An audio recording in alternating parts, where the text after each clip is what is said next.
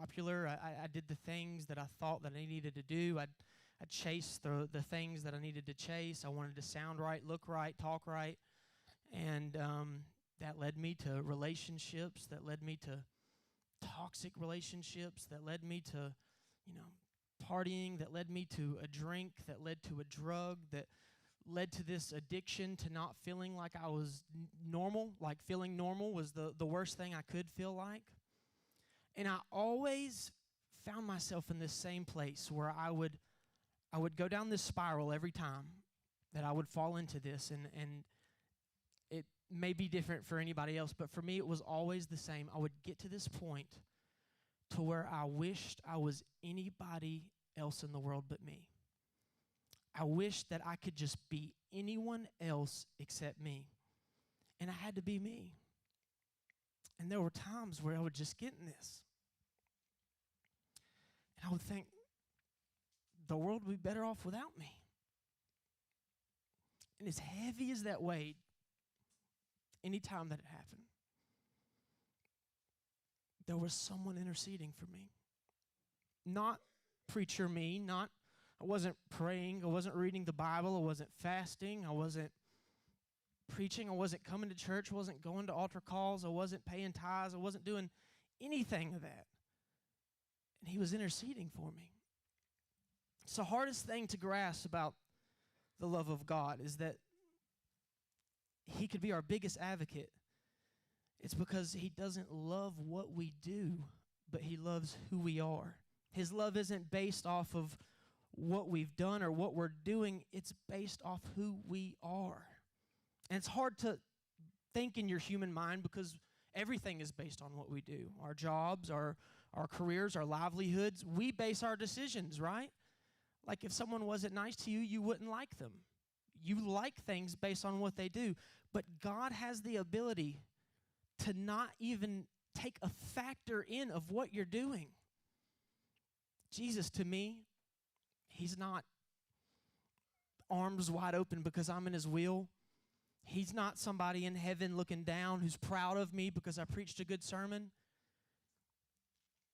He's the one that interceded when I was doing nothing for him. He was the one that interceded when I didn't want him. He was interceding. I didn't ask for it. I didn't earn it. I wasn't born into it. I didn't deserve it by any means. But according to the Bible, he lives to intercede for us. That's Jesus to me. Now I got that out of the way. The title of my sermon tonight is, don't take my word for it. Now, as serious as I've been for the past 20 seconds, if you haven't been here before, this isn't normal. But don't get scared. I'm about to tell a story, and raise your hand if you haven't been here before.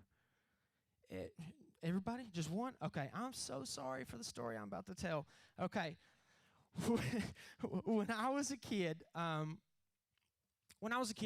was 8 years old, and we went to this church, and there was this missionary from Africa there, and he was preaching, and like all these people came down to the altar, and he took his Bible, I'll never forget it, and he hit this dude in the head with his Bible. And when I was coming up with this, I was thinking, you imagine if iPad, hit his head, and when he did this, 8-year-old me, I'm just like somewhere around the wall, this dude falls back on his back, like comes off the ground and starts slithering. I'm not kidding. He starts slithering. His eyes roll back in his head, and he starts screaming, "No!" It was a demon, guys. It was a demon. This dude hit him with the Bible. A demon came out. I was 8 years old, and I remember I was so stinking scared, right? Because all the way up until this moment, it was just kind of like, we went to kids' church on Sunday morning, and we did our thing. We did it like colored on our papers, and here I was at this random revival, sleepy, just kind of hanging out. The altar was going nuts, and this dude started slithering like a snake. And for me, this is crazy, but I remember I got in the car with my parents afterwards, And I was like, can I sit up front with you? You know, I was terrified. And they let me, and I was like, how can that happen to me? And they're like, no, not if you accept, Christ into your life. And at 8 years old, for the very first time that I can remember, I said the prayer of salvation. Off that experience, that was the experience for me to where I was like, I don't want that to happen, right? But this was my experience, and it was a real experience. But you got to know me. I'm a person who just always has to learn the hard way. I am terrible at taking advice. I'm terrible. Like, if you tell me to go to the doctor, I won't. I don't know why I was built this way. It's how I am. I remember when I was in 7th grade, I had a crush on this girl named Melissa, right? Melissa was ugly. Not Alyssa, Melissa. I had a crush on this girl in 7th grade. I wasn't allowed to go to school dances because they didn't play K-Love at the school dances, so I wasn't allowed to go. If you don't know, K-Love is like the Christian radio station, bunch of heathens. K-Love. So I remember I coordinated with my cousin. He was like, listen, this is what we'll do. We'll say you'll spend the night with me.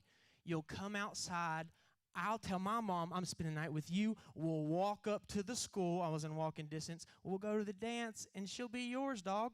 And I was like, cool deal. And I remember vividly 7th grade me getting ready, putting the perfume on, whatever. It was like my dad's Brute. If you don't know what Brute is, it smells like every barber shop you ever went to, that just like shaving cream smell. Put Brute on, and my hair's greasy, I'm nasty, I'm wearing I don't even know what I would have been wearing, probably a flat bill hat, I don't know. And so I remember I got outside, I meet my cousin, and it's pouring raining. And my cousin was like, hey, you should go get a rain jacket. And I was like, dog, my parents are in prayer. I'm not going back in that house, right? Like, it's a miracle we've made it this far. He was like, bro, you should get a rain jacket. And I was like, I'm not getting a rain jacket. So we walk up to the school. Sure enough, Melissa wouldn't dance with me because I was drenched. Like, I was wet, head to toe. It was pouring rain. I walked all the way there, and she wouldn't dance with me because of it, right? And so we get back. And then my parents find out because my cousin's house burnt down, and a bunch of people came to our house the next day, and they were like, we're so sorry for that. Oh, yeah, I saw Jonathan dance last night. I was like, Jonathan, you need a jacket on. So then they knew I snuck out and that I didn't have the jacket. And then I was still stuck on Melissa, so my cousin was like, let's make a MySpace. If you don't know what MySpace is if maybe Pinterest and Facebook just hit each other real hard and made something. Like, it was kind of a... Right? I don't even know how to explain it. It was our first Facebook. And I remember I made one, and he was like, just leave her a comment, bro. That's how it works. And I left 3 comments. And I made 3 comments, and nothing was spelled right. And no reply back. Not only that, you know how I don't know if Facebook's the same, but MySpace, you could hit friend request, and then it would say, request pending. I came back the next day, and it just said, friend request. As if, not like I'll leave it in the cache, bank a couple days, I might add him later, I might not, maybe he'll forget about it. No. And I was like, what's that? And he was like, man, hit it again. Hit it again next day. Friend request, bro. All of this could have been avoided, right? If I would have just grabbed my rain jacket from the very beginning.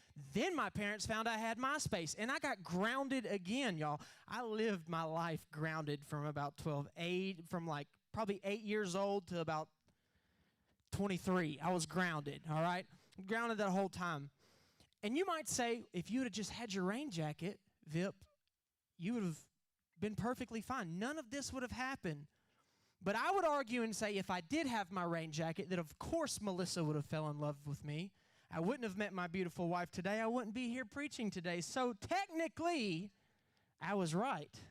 You see, in my life, this is how I learn.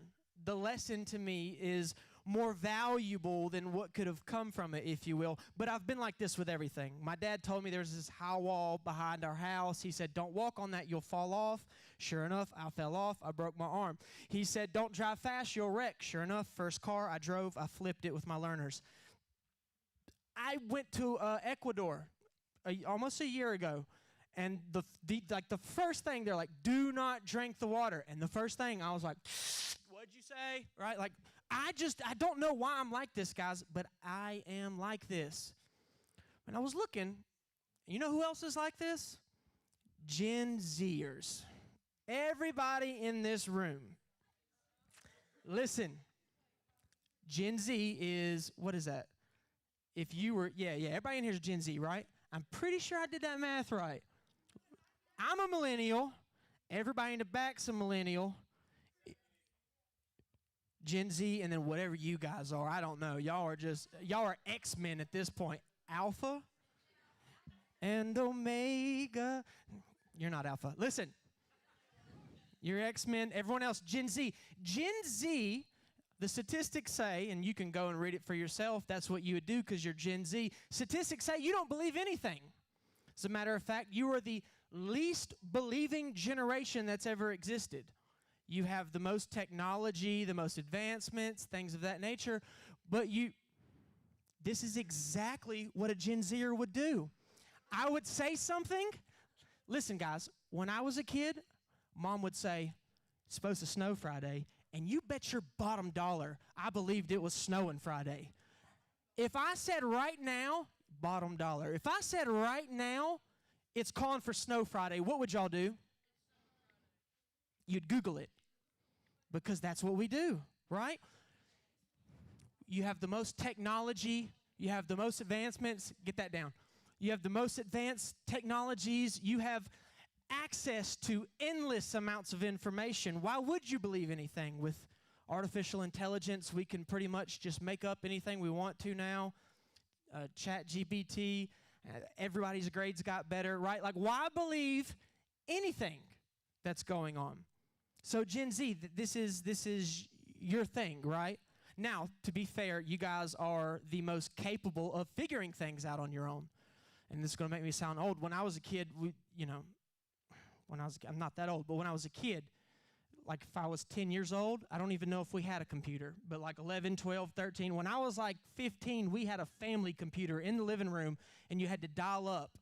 And whenever you went on it, it would make, and if somebody called and you got on the phone, it knocked the entire thing off, or if you got on it, it would knock the phone call off.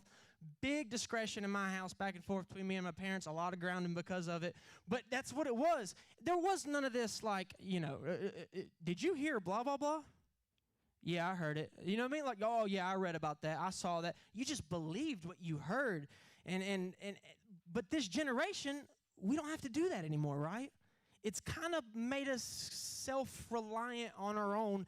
And in a way, you guys are a lot like me. You got to learn on your own. You're not going to take anybody's word for it, right? A president could come on right now and say, there's fire falling from the sky. Now, me, I might look outside, but you guys would be like, not true. You'd Google it. You'd know it. You guys are better at this than anybody else in the world.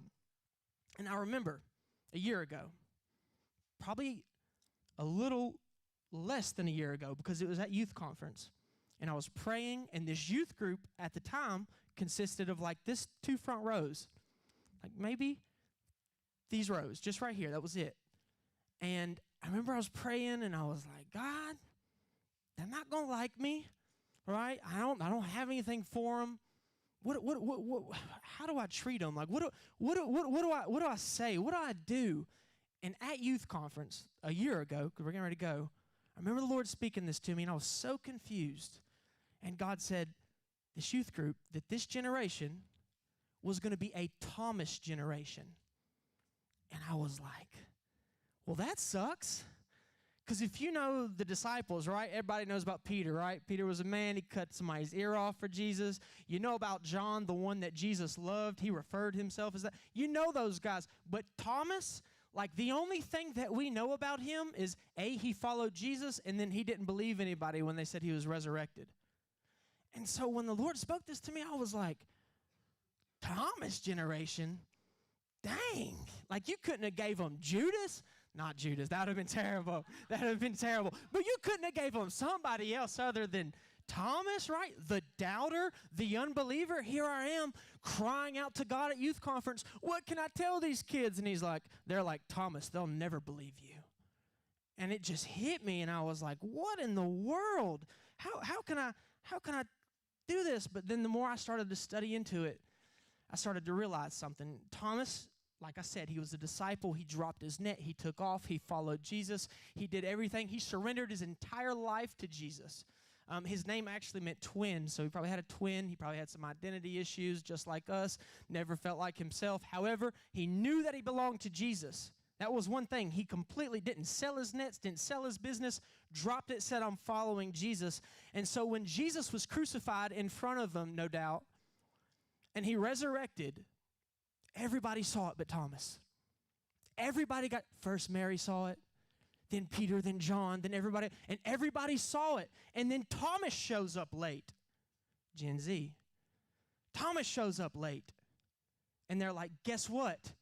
The dude's not dead. Guess what? Mary saw it twice at this. Guess what? He's not dead. And Thomas says, I don't believe you. And they're like, Thomas, we rebuke you for that. What do you mean you don't believe us? You saw him on the cross. He died, right? I'm telling you, me and everyone else in this room, all the disciples, everybody that was here, he came back. He talked to us, Thomas. We touched him. And Thomas said, I don't believe you. You see, I could tell you all these things that's happened to me.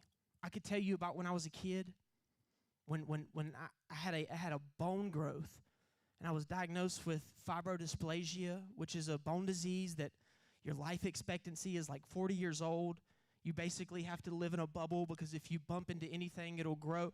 Completely healed. My mom pushed me into a prayer line, never had an issue with it again.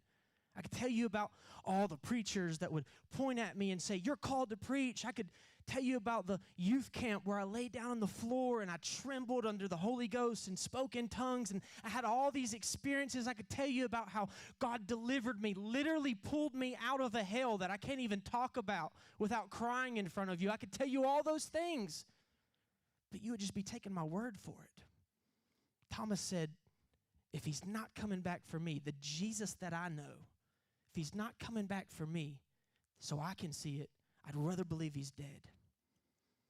It's not that Thomas was just this huge doubter. It's not that Thomas was this person who just tried to rebel all the time. It was that Thomas was not willing to take anybody else's word for it.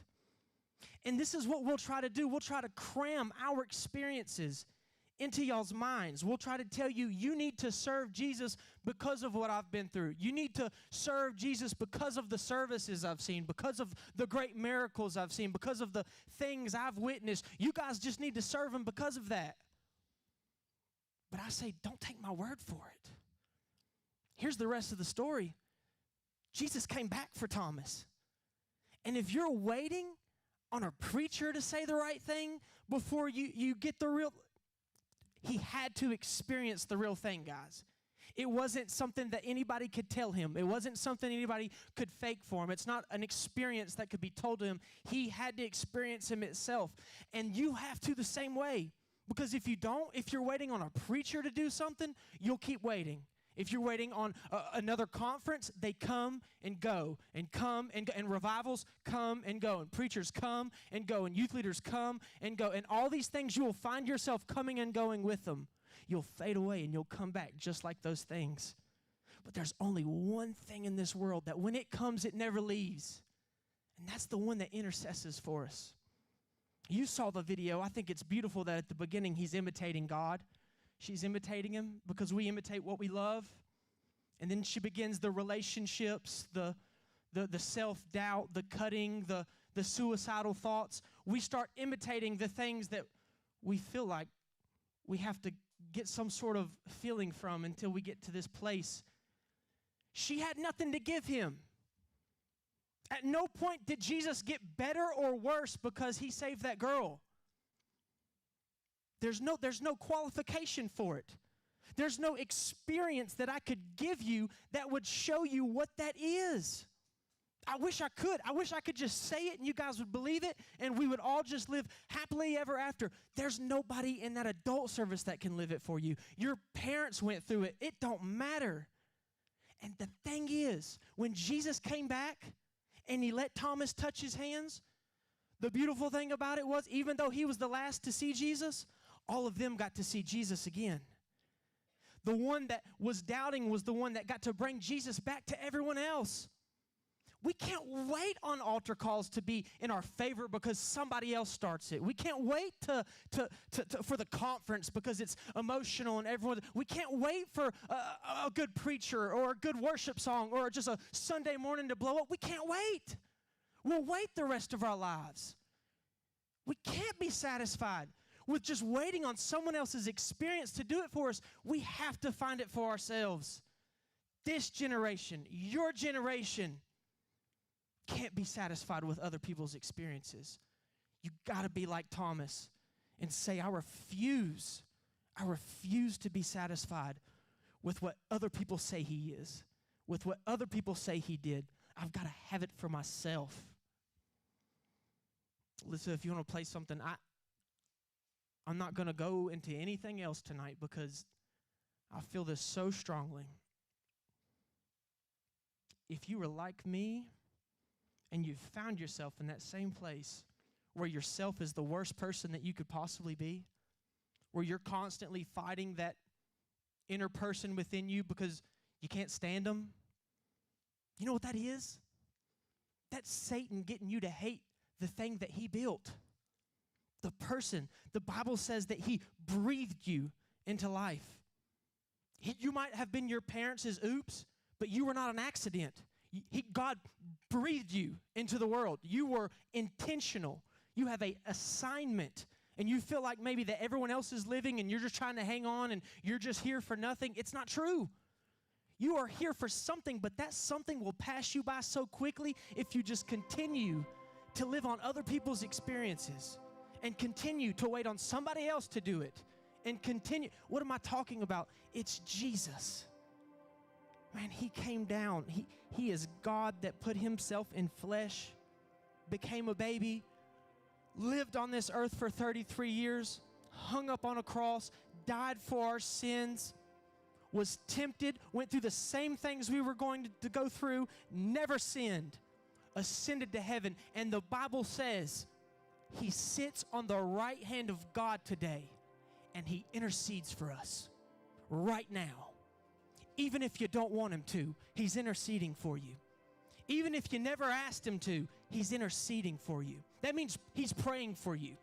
That means he's fighting for you. He is your advocate, the Bible says. He is basically your defense attorney in heaven looking at God saying, I know they're doing this, and I know they're doing that, and I know I keep messing up, and I know who I am on Sunday morning, but I also knew who I am at 2 a.m. in the morning. I know that's me, but he keeps messing up. I know that, but I died for it.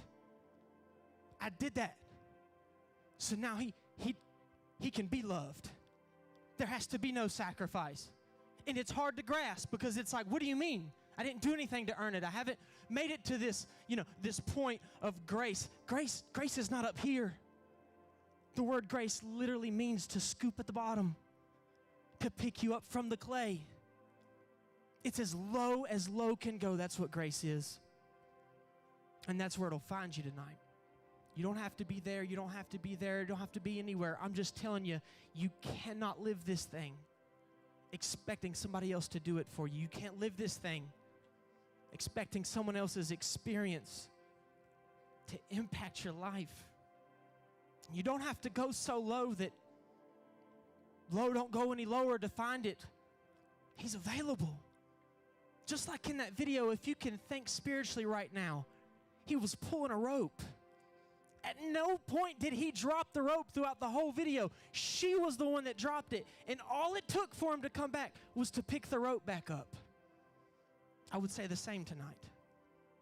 Not for somebody who's not saved.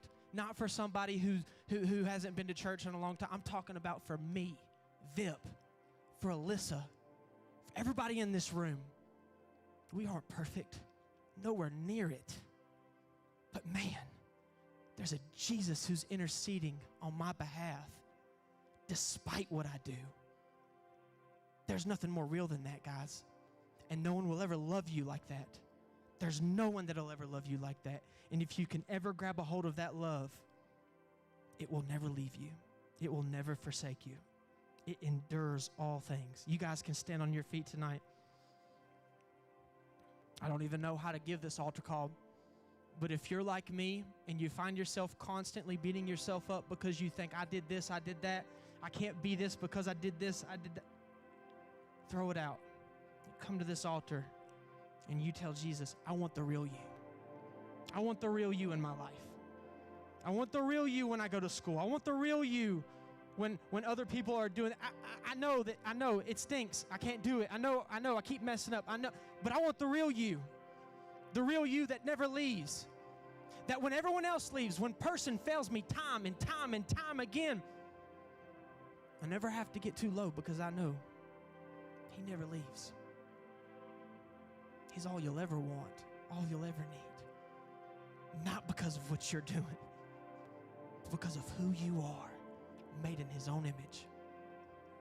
So there's my call tonight. If you want to come to this altar to pray, to have a real relationship with God, to have a greater understanding of Jesus in your life, if you want to come to this altar and pray just to say, Lord, help me experience the real thing and not be solely based on what someone else said. If you want to come to this altar and say, God, come into my heart. If you want to come to this altar and just say, Lord, I love you tonight, this altar is open for you on the count of 3. 1, 2, 3. Let's pray.